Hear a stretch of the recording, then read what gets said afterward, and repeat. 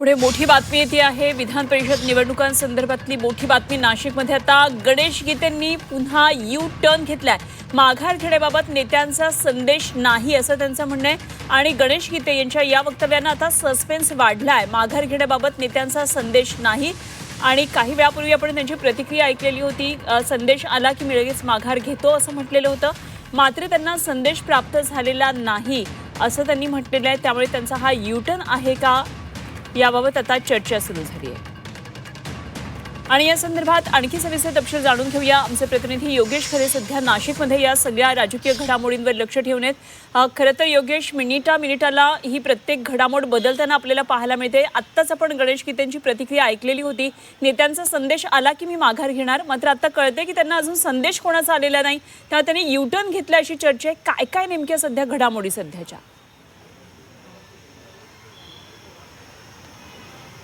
नाशिकमध्ये राजकीय नाट्य रंगताना दिसतंय आणि हळूहळू सस्पेन्स हा वाढताना दिसतोय. आपण जर बघितलं तर गणेश गीते सकाळी मुंबईवरून येताना स्पष्ट असं म्हणाले होते की मी माघार घेणार आहे आणि भावाला सुद्धा माघार घेण्यासाठी त्याला सांगणार आहे. तो ठाम आहे, मात्र मी त्याची समजूत काढण्याचा प्रयत्न करणार आहे. सकाळी त्यांनी स्पष्टपणे असं म्हटलं होतं की मी माघार घेणार आहे.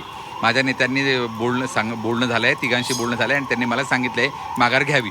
मात्र आत्ता जर जो बाईट आपण बघितला तर त्या बाईटमध्ये त्यांनी स्पष्ट असं म्हटलं की मला अजून नेत्यांचा संदेश नाही.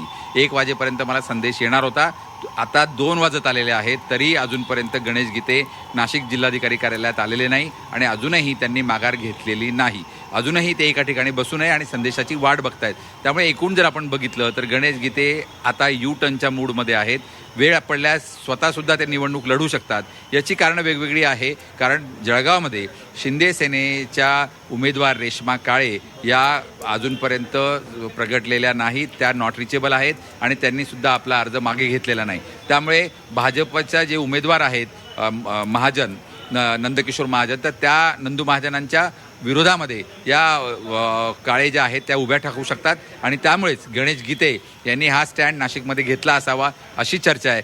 खरं तर जळगाव आणि नाशिक या सीटवरूनच अदलाबदलीची स्पर्धा ही पहिल्यापासूनच रंगलेली होती आणि आतासुद्धा एकमेकांचे डावपेचांमध्ये या सीट्स महत्त्वाच्या ठरलेल्या आहेत.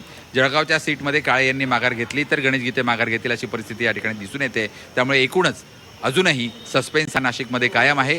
गणेश गीतेसुद्धा निवडणूक लढवू शकतात असं सुद्धा परिस्थिती या ठिकाणी निर्माण होऊ शकते. अजून तासभरामध्ये काहीही निर्णय होऊ शकतो.